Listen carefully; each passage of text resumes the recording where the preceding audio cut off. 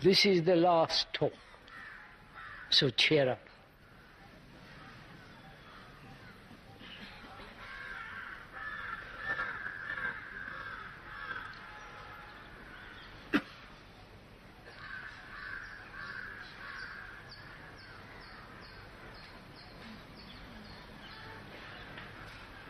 There are many things to talk over together this evening.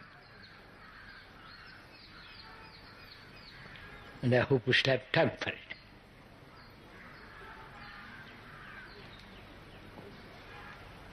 We haven't talked about freedom,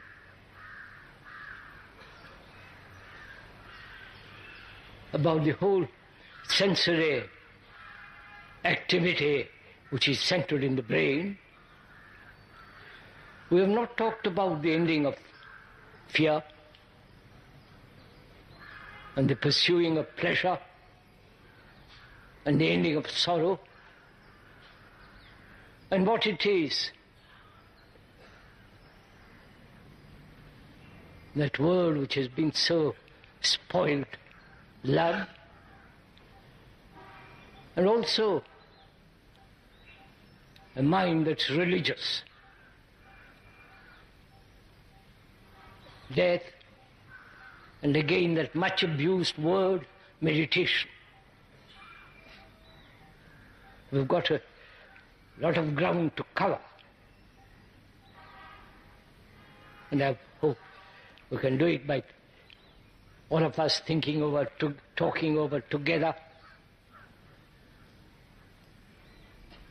not merely listening to the speaker.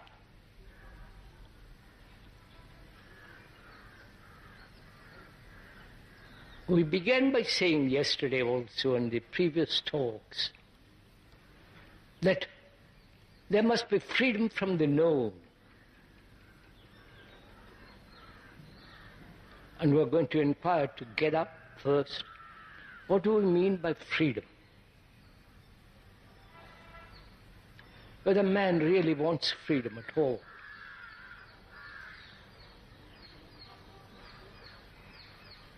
Many volumes have been written about freedom,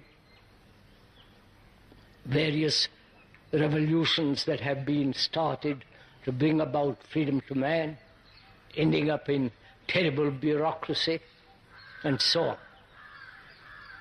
And also, whether on earth, here, living this life of conflict and misery and confusion, we can never have freedom. We think freedom exists when we have choice to move from place to place, from job to job, from one career to another. That gives us the impression that we are free. Free to choose, free will, and so on. And we should really inquire together, what is freedom? How vital it is in our life, whether we demand freedom, and when there is such disorder created, not only in this part of the world but elsewhere, each individual, each person thinking he's free to do what he likes, and so bringing about a great deal of disorder, chaos. So one must, if we could together, inquire, what is freedom? And also, we'll inquire also into what is, if it is at all possible, to be free from the known.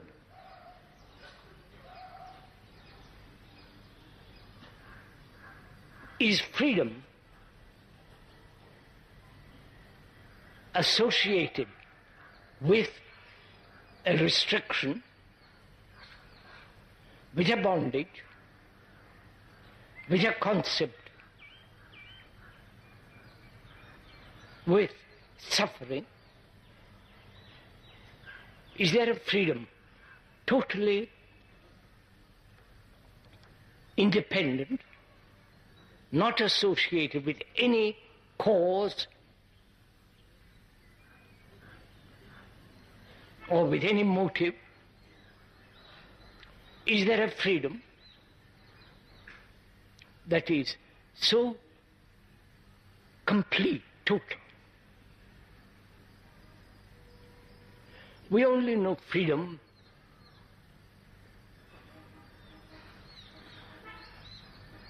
in a prison.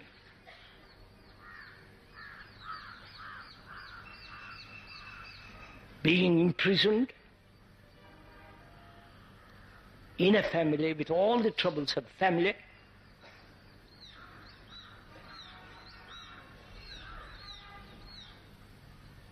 being in great deal of trouble, problem or one after another, and man is always saying to himself, I must be free from all this.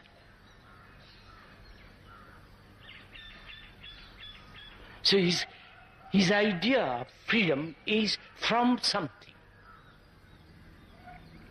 from restraint, from pain, both physical and psychological, freedom from anxiety and so on and so on. Is not such freedom a reaction? If I am caught in great deal of trouble, I want to be free of it. And that freedom is an escape or a reaction from the trouble I am in. And for most of us, that's what kind of freedom we want. From something. Or being in something, having freedom there. Like a man in a prison, he's free in the prison. If you call that freedom. So, is there a freedom which is totally unrelated, which is absolute in the sense, and we are using the word absolute in the sense, absolved, free from any causation, from any motive. And is it possible for a brain, for a human mind, the immense struggle, the conflicts, the miseries, the loneliness, can there be a freedom from all this, so completely away from this? And being so free, able to act rightly in the world. We're going to inquire into all that presently. And also, as we pointed out a few days ago and also yesterday, can the brain ever be free from knowledge, which is the process of recording? Right? When there is recording, any incident, experience, any accident, and so on, a word may be recorded. A word loaded with insult or flattery. A gesture. A look. All that is being recorded. And though that becomes knowledge, the known. And then the brain functions always within the known. That's what we are doing. And can there be freedom in the field of the known. I don't know if I'm making myself, if one is clear.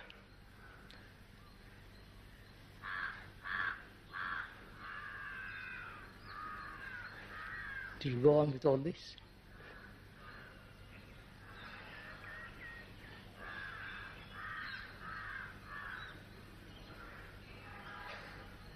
We carry a great burden of knowledge, of hurts, of insults, of various emotional, psychological reactions, various forms of experiences with their knowledge. Our brain is burdened with all that. Not only the academic knowledge, the knowledge which we acquire through mathematics and so on, but also the whole psychological world which is loaded with knowledge. They know.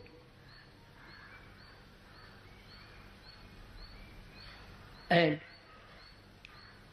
as long as we are working in, as long as thought is working in that field, can there be freedom?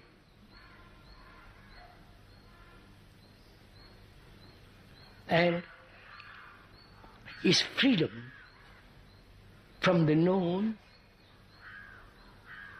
You understand, when we use the word known, all the psychological knowledge that one has acquired, all the various forms of emotional,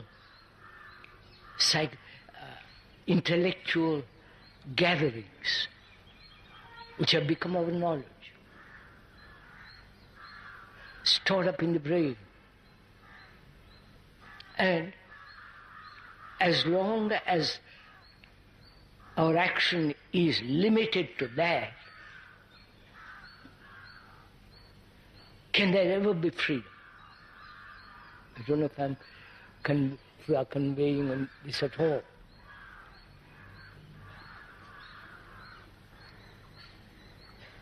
After all, we are always inquiring seriously, if we are at all serious,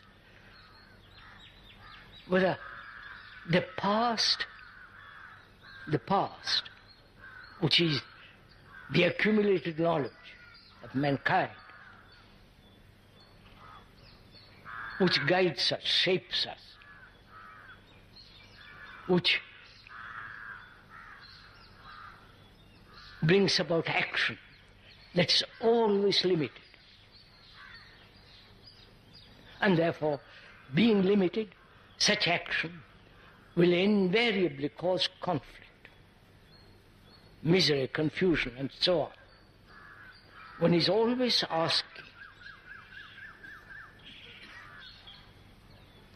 if it is possible to be free of the known,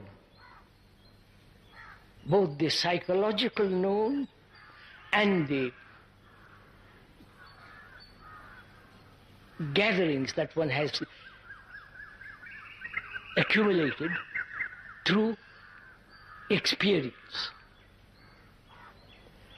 I wonder if we are meeting each other. Are we?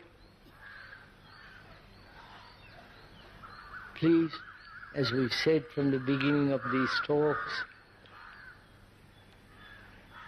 we are exploring together, examining together.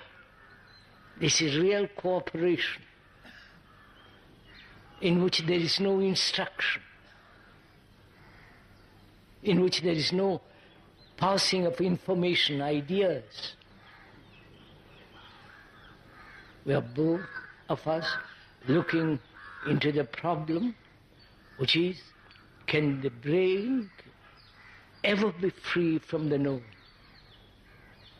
Except in the world of technological world, You understand?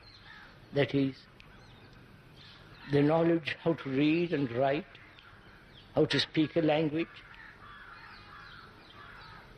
When you become an engineer, that you have accumulated a great deal of knowledge about mathematics, stress and strain.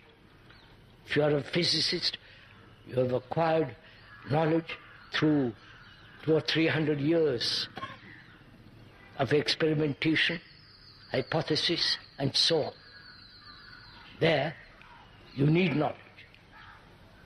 One needs knowledge to talk in English, or whatever language one has. We're not talking of such knowledge. We are talking about the psychological knowledge which we have gathered.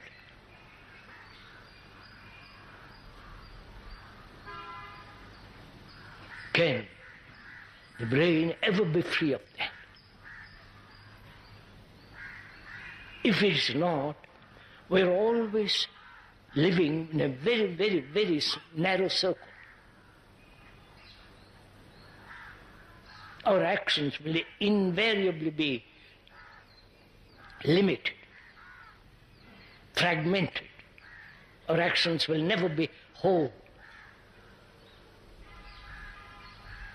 So in asking this question, we're also asking, what is right action?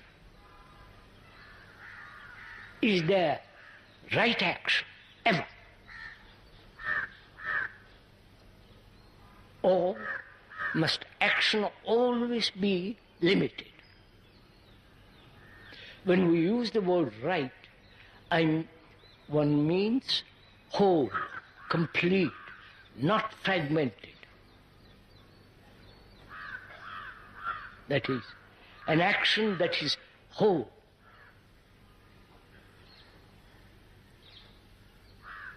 Our action is based on thought. Thought being, as we pointed out, the accretion, the gathering of experience, knowledge, memory, and thought and action. This is how our brains work. And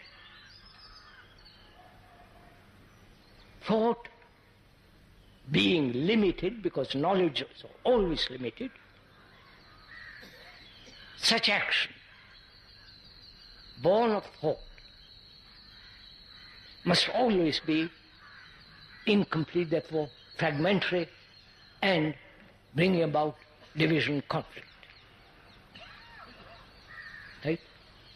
I think this is fairly clear.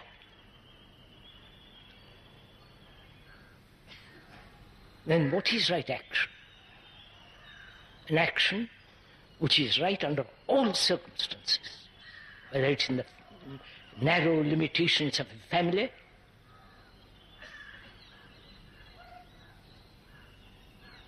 or social action, action in relationship, and so on.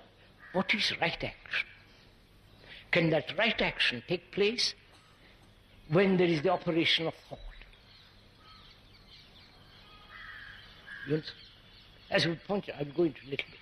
As we pointed out yesterday, the computer can do almost anything we do. But the difference between the computer and the human being is basically freedom from the known. The computer can never be free, in the sense it has been programmed. It has accumulated a lot of knowledge, programmed by human beings. So, man has the capacity to be totally free. And the computer is not intelligent. So, what is the difference between the computer and the human mind? Is it intelligence? Then what is intelligence?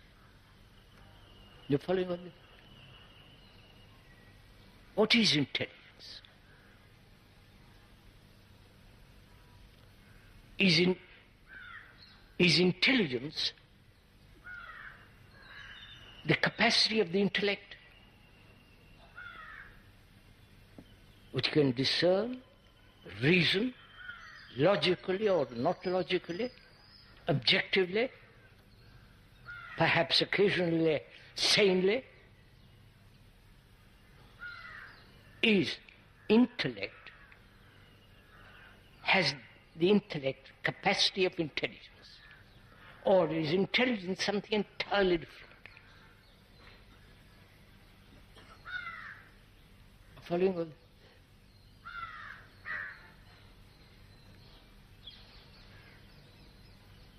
Is intelligence matter of time? Please, time being accumulating knowledge, cleverness, capacity to think, and thought has its own activity which may be called intelligence. And is that intelligence? So what is intelligence?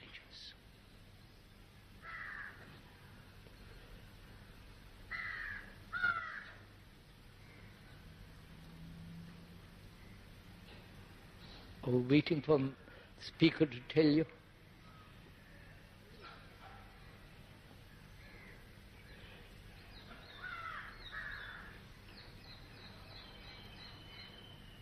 When you see a danger, physical danger, there is immediate response. Right? That response has been the result of previous conditioning. When you see a snake, cobra, there is instant response. And that response is the outcome of long tradition, but also the instinct to preserve the physical condition, that is self-preservation.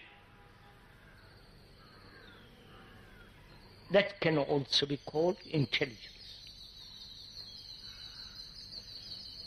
But when we see psychological danger, right, we don't act instantly.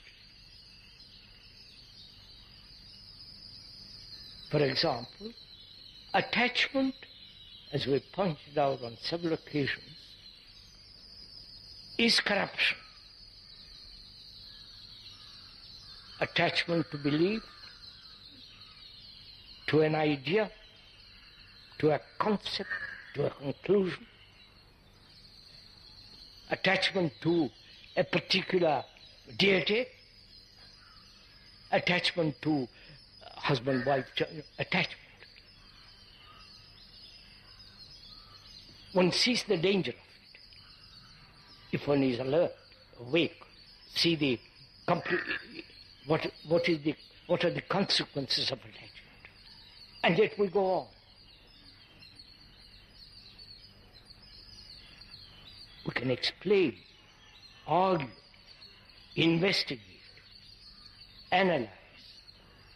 But that analysis, investigation, has very little value.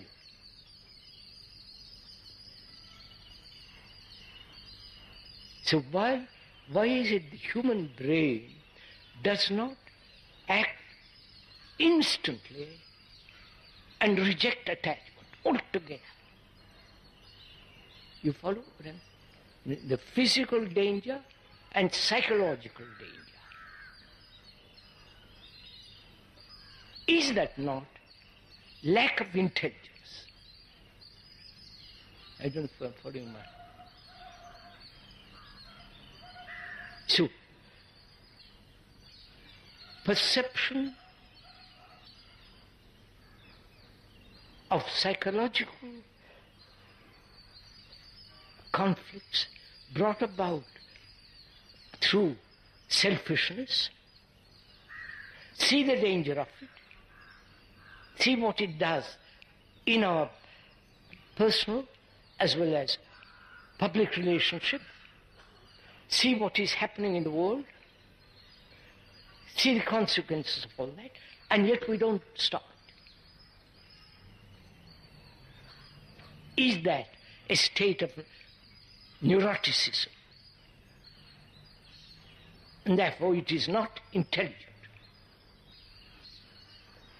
And also we must investigate much more deeply the question of intelligence.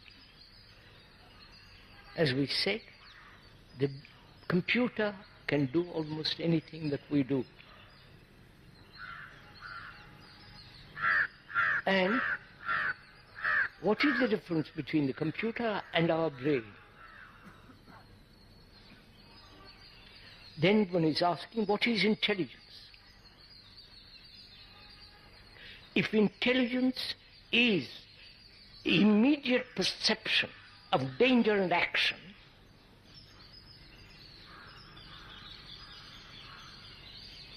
then we are unintelligent. Right? I don't know if you... So, time as a factor of resolution of any problem is an act of unintelligence. And we're talking about psychological problems.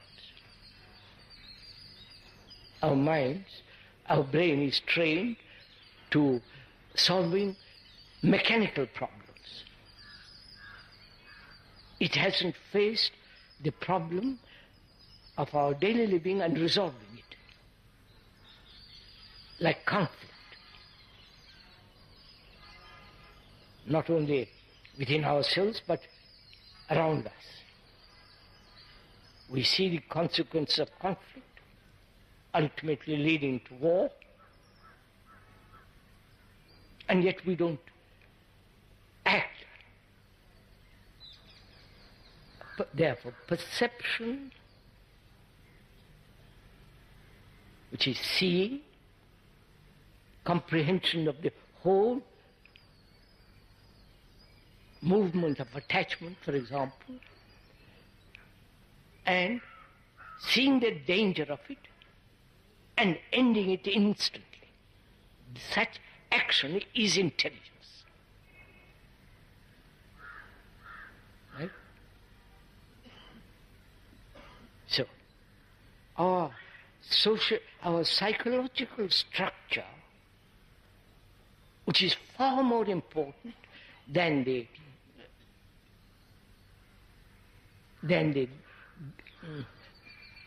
government laws, the superficial structures and of establishment, organizations, all that is overcome by our psychological demands.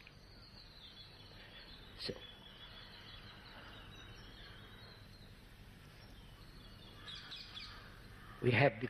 man has the capacity to have this intelligence, to have an insight into something and acting instantly. Can we do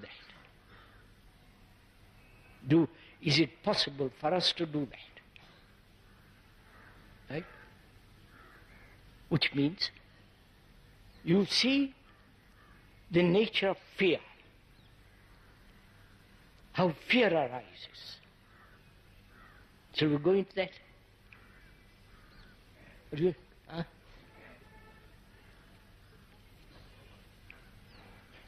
All right, so let's go through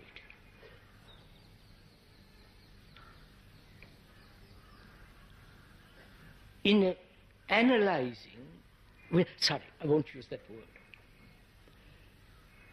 In examining, which is different from analyzing, let's be clear. Analysis implies there is an analyzer and something to be analyzed, right? I analyze my reactions.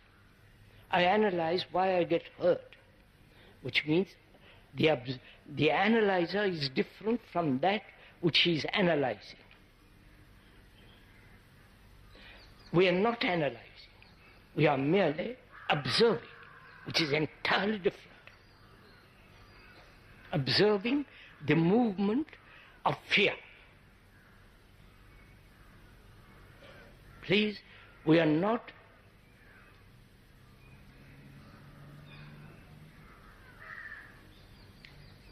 dividing ourselves into examiner and the examined, the thinker and the thought, but examining, looking, observing what is fear, right? Which is entirely different from the analysis of fear, right? I wonder if can we go on from there? What is fear? Which man throughout the ages has borne with, burden. These physical fears, which are natural, as we pointed out when you meet it at Cobra, but we're talking about psychological fears. How they arise. Why? We haven't at all ended them. Why the brain is not free of psychological fears. And is it possible to be totally free of fear, psychologically?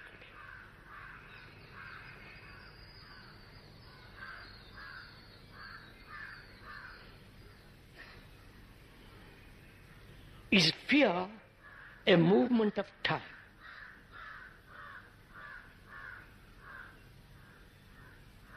Right? Time being the future, the present, and the past. The past modifying itself in the present and going on. That is fear of being hurt psychologically. Right? And keeping that hurt, holding on to it. And building a wall of resistance around oneself, not to be hurt anymore, and therefore isolating oneself more and more and more, and so getting more and more hurt. Now we're asking that fear is caused by time. Right? I don't know if you understand. Or by thought. I am afraid I might lose my job. Though I have a job, I might lose it. That is the future, which is time. Or I have had pain psychologically, it might be repeated, and I'm afraid that it might come again. You follow? So, is thought the cause of fear? And thought is time. Thought is a material process, and time is also a material process. I wonder if you follow this. No, sir.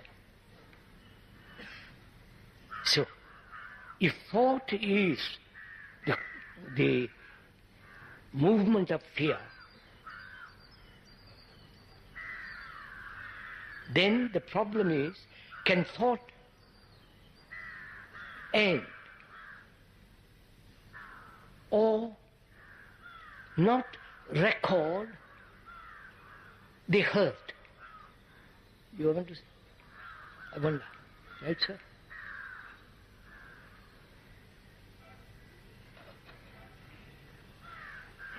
The brain has recorded the hurt. The hurt is brought about because I have an image about myself, and you come and tread on it, and I get hurt. I being the image which I have created about myself. Right? and that image gets hurt. Now, not to record that hurt, which means not to have an image about myself at all. I wonder if are we moving together in this? Not accepting the explanation, but ending the image you have about yourself.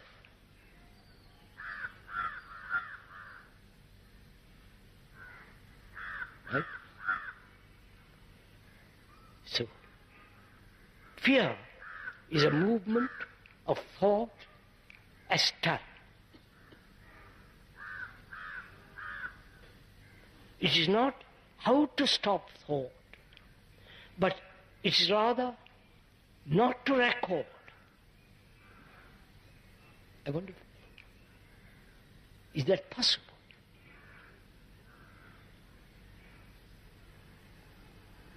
Because our reactions are so quick.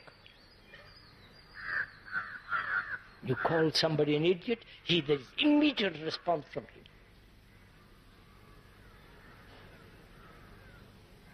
So, can the brain record what is absolutely necessary to live in this world, but not record at all psychologically?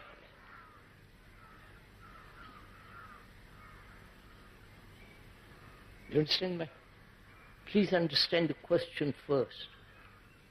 We must record technological knowledge, how to drive a car, language we use, and so on, so on, so on. But why should the psychological world, that is my image and all that, record at all?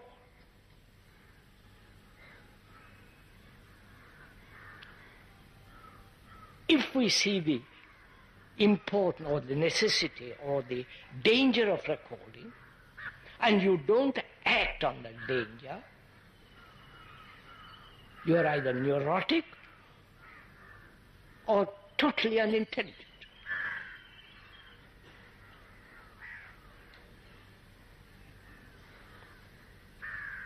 That is,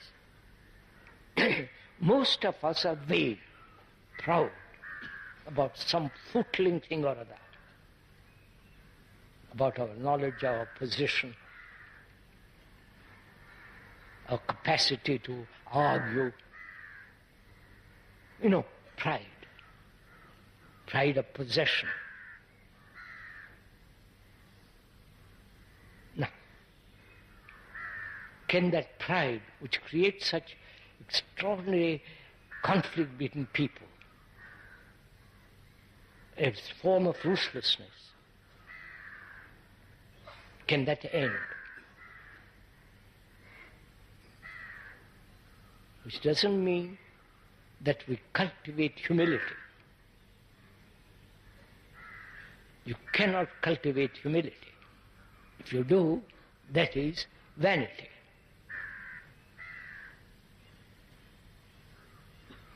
But to see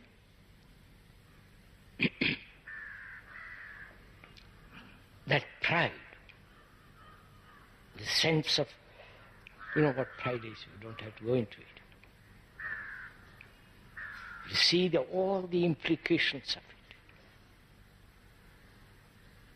it. At one glance, you can very simple. And end it instantly. In the same way, fear.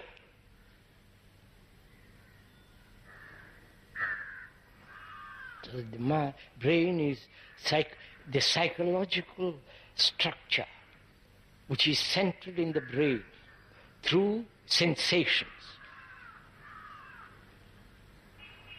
That instant action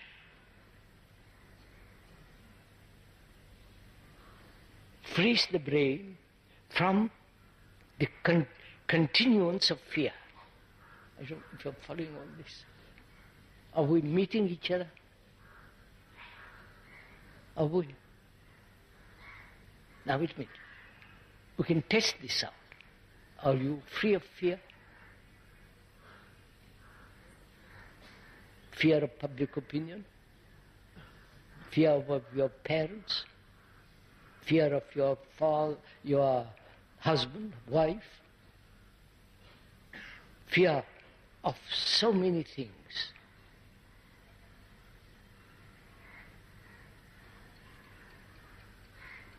Which is, will you trim the tree of fear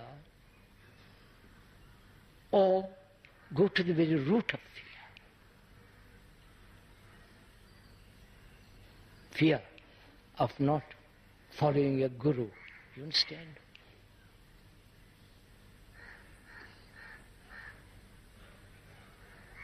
Fear of your gods. Fear of not doing the right thing, becoming respectable. You understand? Will you take one branch after another branch or go to the very root of all fear, which is time and thought? Now, can we see that? Not an abstraction of it as an idea. Please do listen to this. Not as an idea, but see the fact of it, the actuality of it. Then if it is seeing the actuality, remain with that actuality. You understand? Not escaping from it, not suppressing it, not trying to overcome it. Just like watching a rock. Have you ever watched a rock? A boulder on the hillside?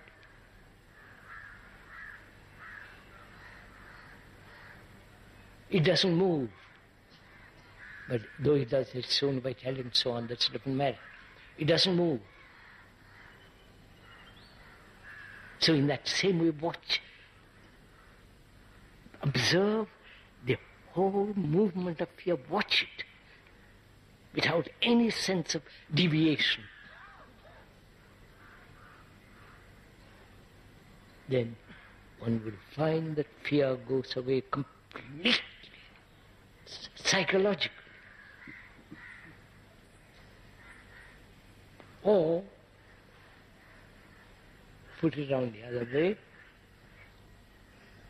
you have physical pain. Dentists or various forms of physical pain. That pain is recorded. And from that record, there is fear that it might occur again. Now, when you have pain, watch it, observe it. Don't say I must detach myself from all. Just watch the pain.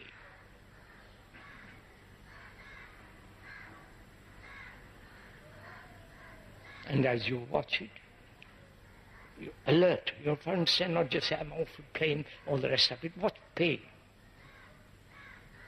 And it won't be recorded if you're watchful. So, fear, which is the movement of thought and time, which is essentially thought. Time is thought. It's a movement. Right? Time is movement. Thought is movement. And the thought is the origin of pain, of fear. Now, pleasure is a movement of thought also. The pleasure that you derive sexually, the imagination and all the rest of it, which is the movement of thought. At the moment of pleasure, you're not aware that you're pleasure. It is pleasure. I don't know if you've watched it, all this. Only a little later, thought says how lovely that was. So thought not only gives continuance to fear, but also to pleasure. Now, there's the other question, which is suffering. Because I must go on because the time is suffering. Man has suffered. You can see it right through the ages. War after war. Killing. How many mothers and wives and our parents have cried and cried. Suffering. And suffering when you lose something. Grief. When one loses a son, a daughter. Death. And all human beings know this. Whatever part of the world they live in. This is a common factor. Fear, pleasure, sorrow. And human beings have not been able to solve this. And sorrow.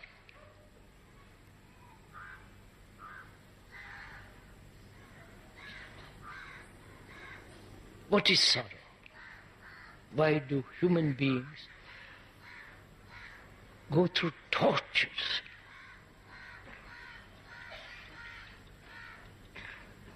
And because they suffer, because they fear, and because they are pursuing pleasure, they invent gods.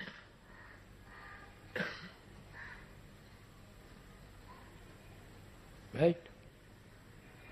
Because we have not been able to solve it. These things, therefore, some outside agency, we hope, somehow by some great miracle or this or that, will solve our problems. This problem. And it has never been solved.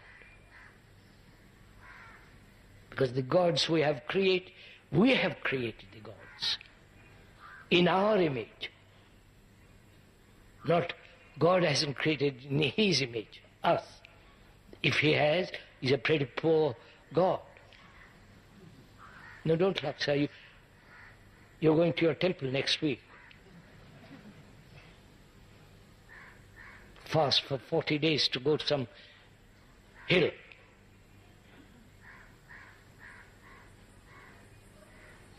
So, fear is at the bottom of all this. Fear, which means you want security. And you hope gods will give it to you. And you jolly well know they can't. So you become a hypocrite. You lead double life, which is lack of utter integrity.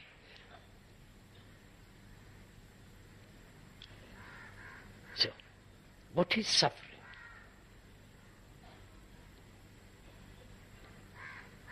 Why? If I lose my son, my wife, my job, lose something in which I want to fulfill, this craze to fulfill.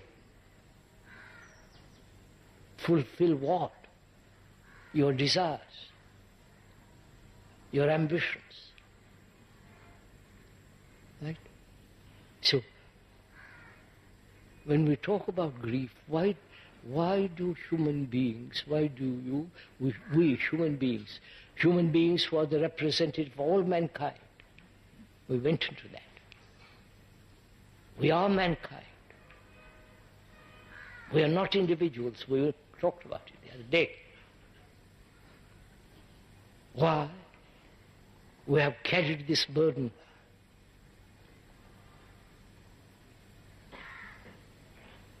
Is it a form of self-pity? not being able to face loneliness, not being able to stand alone,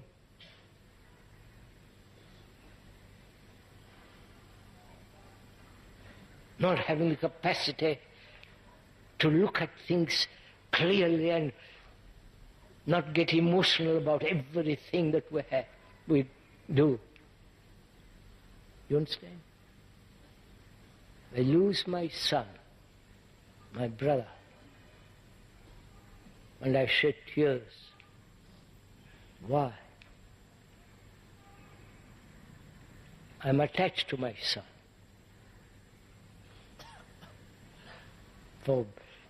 Because I hope he'll be better than me, and all that stuff. I'm attached to him. In that attachment,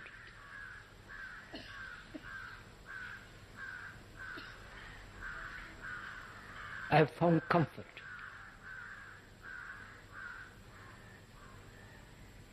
I've found a sense of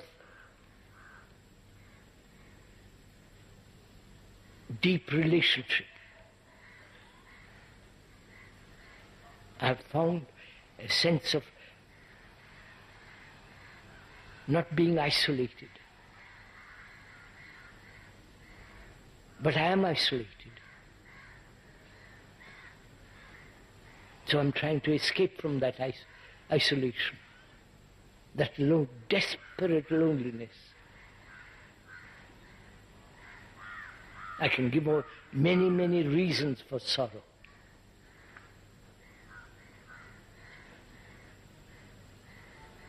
But the explanation, the cause, will not dissolve your sorrow. What will dissolve is to see what actually is taking place.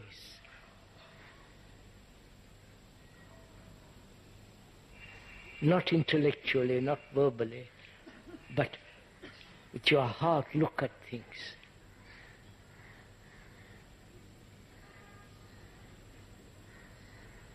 Without the ending of sorrow, one cannot have love.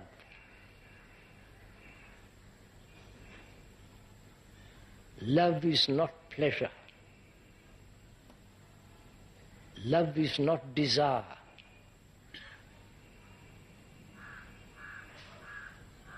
And without love, life becomes what it has. Right?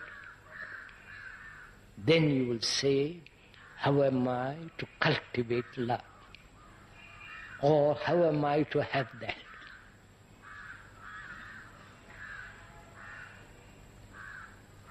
To come upon that is a benediction which you cannot do anything about. All that you can do is to say what is not love. Your jealousy, your attachments, your ambitions, your greed, your beliefs, this self-centered activity. If that all that is not, the other is. But we don't want to be free of all that. We want all that plus the other. Right?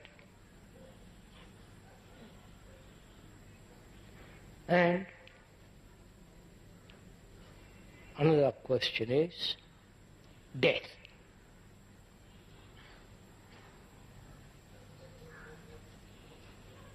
Of which we are all frightened.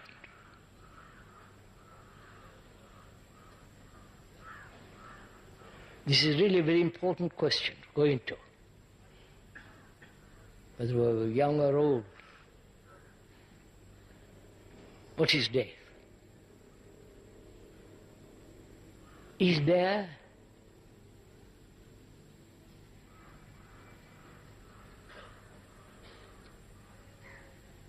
When there is love, is there death?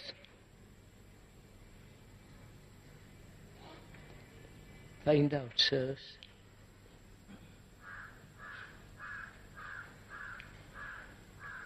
Let's go into it. First of all, our consciousness is the common consciousness of mankind.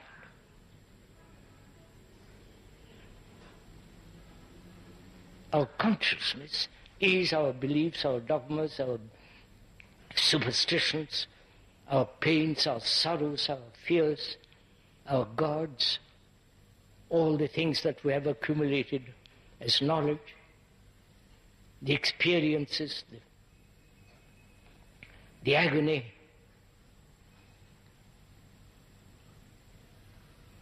the depression, the anxiety, the isolation, the loneliness,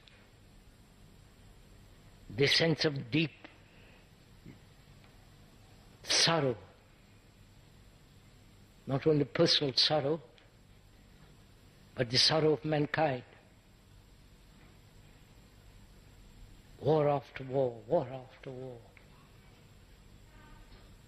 The sorrow of divided nations. The Arab and the Jew, the Hindu and the Muslim, the communist and the capitalist, and so on, so on, so on. All that's part of our consciousness. Right? That is our consciousness. It is consciousness of mankind, not your consciousness or mine or his. Because we all have innumerable problems. We all seek certainty. We all want security.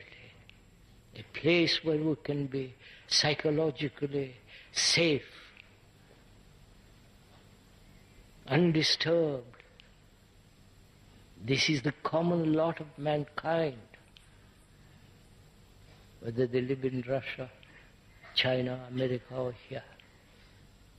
So our consciousness is the consciousness of the human. Yours, it's not your consciousness. We can go, it is so. There's no question. We can discuss endlessly to prove this. But it is so. Because you suffer. The man across the sea suffers. Whether that across the street be 1,000 miles or many, many miles, he suffers. So there is a common factor. You maybe have different color, different name, different profession, different tendencies, different culture.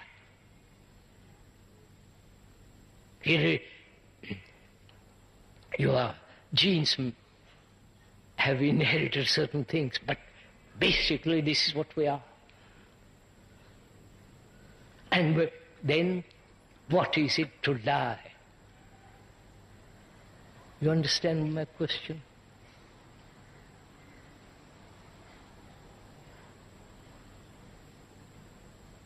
We think our consciousness is mine.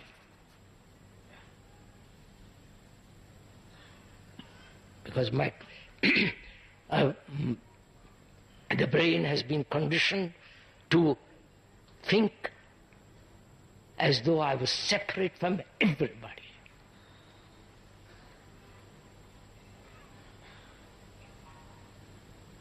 And that separation as me has been cultivated by religions. Personal salvation, personal enlightenment.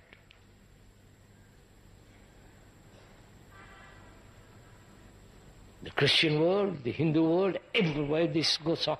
This is encouraged. And we accept it, and because we think there is great delight in being separate. Or we actually We are physically, with all his physical tendencies, because you have been placed under certain culture, hot climate, hot food, or this or that. But underneath we are all so much similar.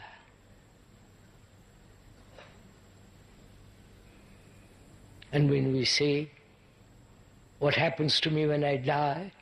It's a wrong question.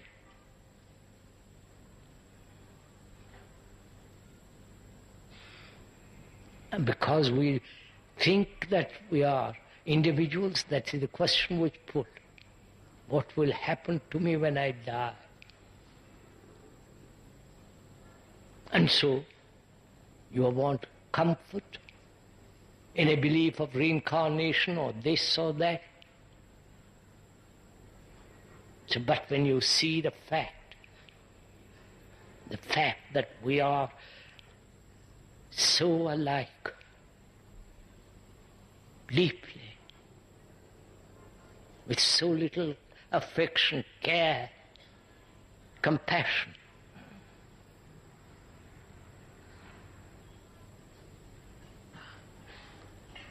so death has no meaning when one realizes the fact that we are all total human beings.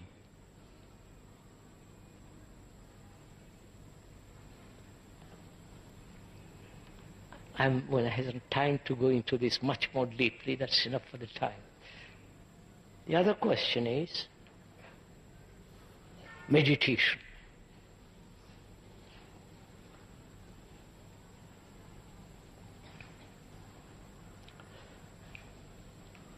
Meditation is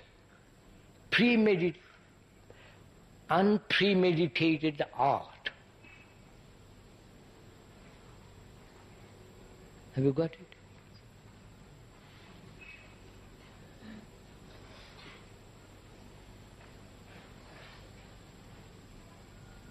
Am I right? I said meditation is unpremeditated art.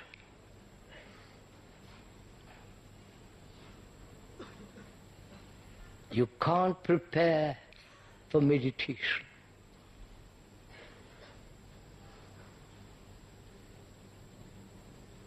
There is no system, no method. The system, the method is premeditated. Somebody has thought he has meditated, invented a system, and we follow that, hoping something to get. So one has to find out what it is unpremeditated art, which is meditation. You understand, sir? I'll go into it.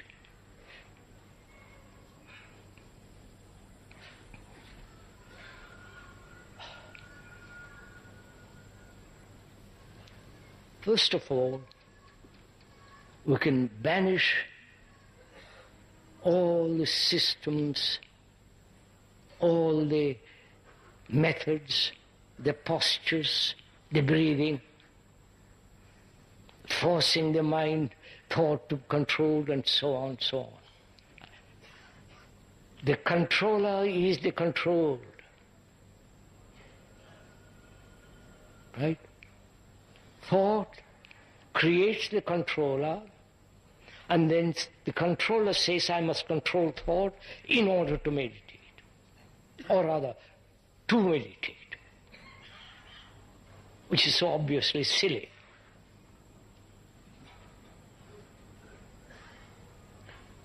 So, systems, methods, the idea of controlling thought, or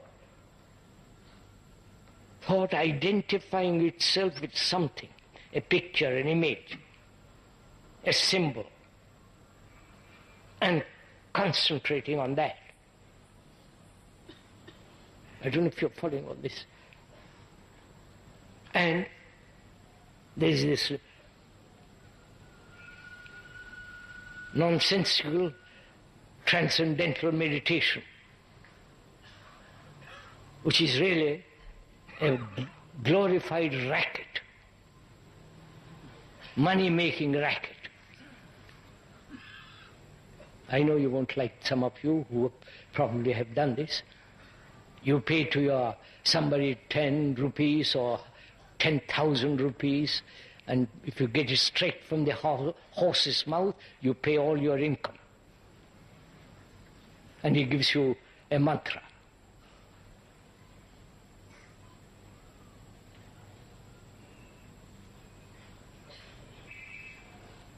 I've been told a mantra means, the root meaning and the depth of that word means ponder, consider,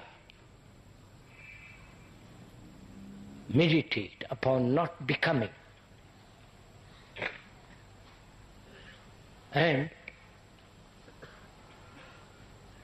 absolve, dissolve all self-centered activity. That's what that word apparently means. But look what it has become. You can repeat without going through giving off money to somebody to tell you the mantra. You can invent your own mantra. Coca-Cola. Yes, yes, sir. Don't laugh. You're all doing it. Or any other catchword. Repeat it for 10 minutes, 20 minutes in the morning, 20 minutes in the afternoon, 20 minutes in the evening, and the rest of the day you can do all the mischief you want. Take a siesta. You understand a siesta, what it means? 20 minutes rest. Go to sleep. Put your brain to sleep by repeating. In the afternoon, so on, so on. So that's not meditation. So we're going to find out what is meditation. If you are really interested to find out. Not how to meditate. What is the depth and the beauty and the reality and the immense possibility of meditation.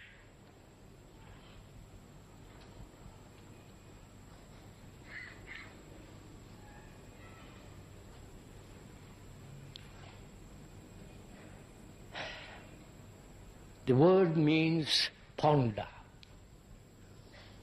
to think over, be concerned. The dictionary meaning of that word.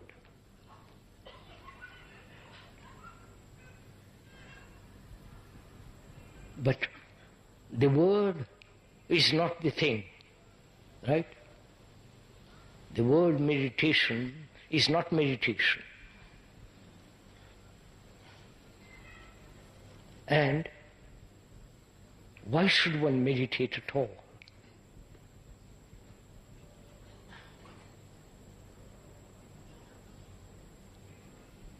Is meditation separate from life? That is our daily living. The office, the family, the sex, the pursuit of ambition, daily life. Is that separate from meditation? Or is meditation part of life? You understand? You understand my question? Part of life. If it is separate and you meditate in order to live better life, in order to be better, follow, then you are imposing certain concepts on actuality, certain experience of others, essentially of others, on what you think should happen. Now, if you can deny all that, do you understand? Please, this is very serious what we're talking about, unless you are really very serious to go into it, don't play with it. It is to deny everything that man has thought about meditation.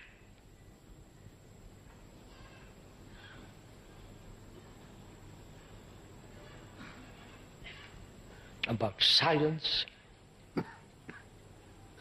about truth, about eternity, whether there is a timeless state and so on.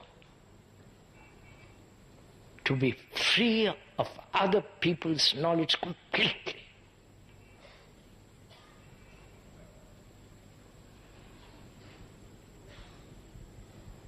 And that goes very, very far.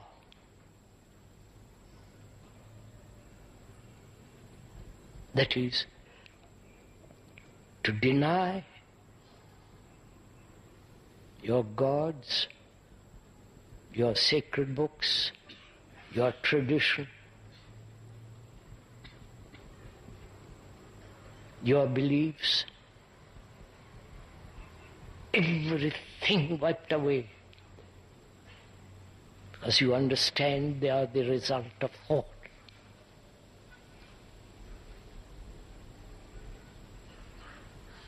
Which means you're totally, psychologically not dependent on anything.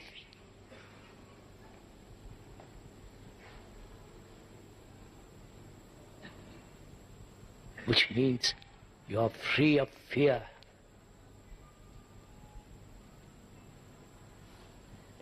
No longer touched by sorrow. Which doesn't mean that you become hard, bitter, cruel.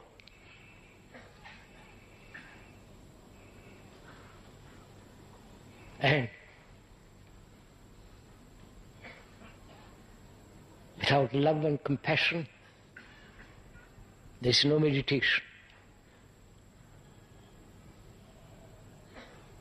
So life, living every day in this world, which is corrupt beyond words, which is immoral,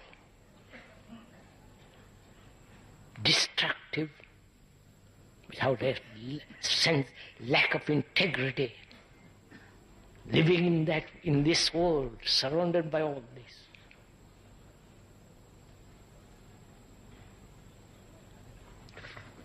To have that sense of total freedom,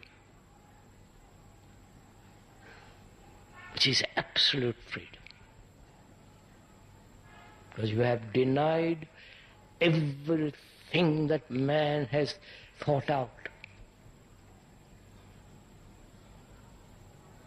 except technological world. I don't have to repeat that over and over again. Because then you are the mind, then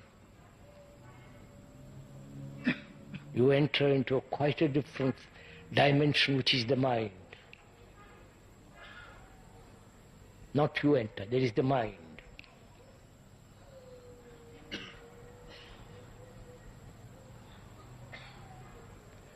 Mind is entirely different from the brain.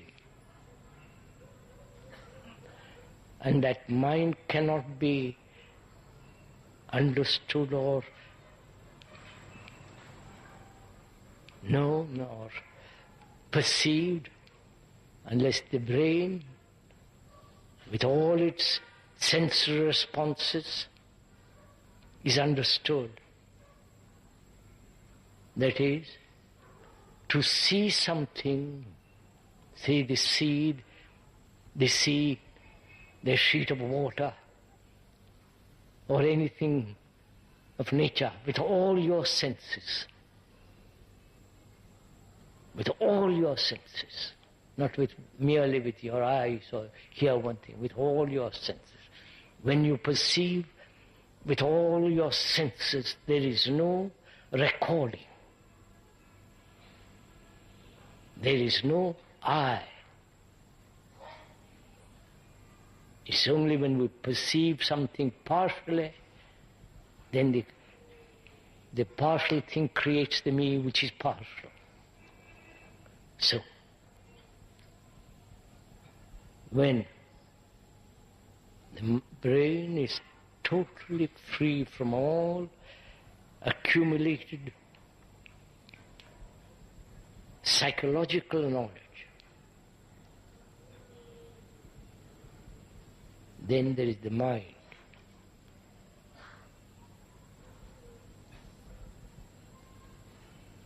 I won't go into that. Then that becomes a theory. You understand? Unless one has done all this, actually, you can test it out. You can see it in your daily life. If that is not tested out in daily life, it is not worth it. So when there is this absolute denial of all the psychological accumulation,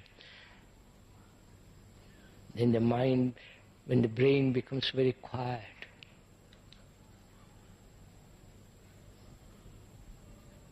it hasn't to be induced to be quiet.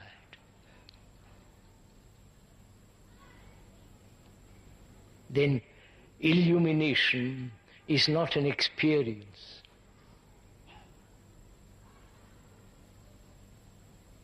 Illumination means to see things clearly as they are and to go beyond them. And in our lives there is very little beauty. Not the beauty of form,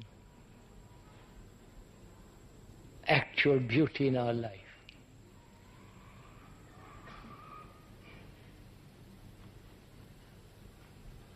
And that beauty cannot exist without love.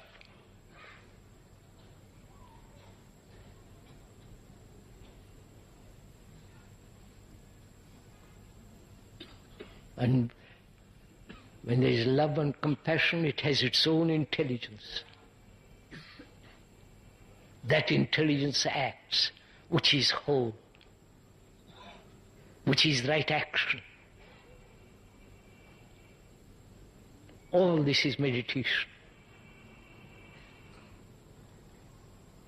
And there is immense beauty in it. Great sense of aesthetic appreciation and the perception of the world.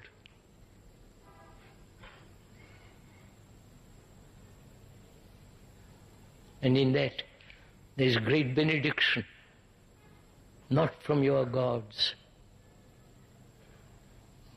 but the benediction of living a life which is whole. It says.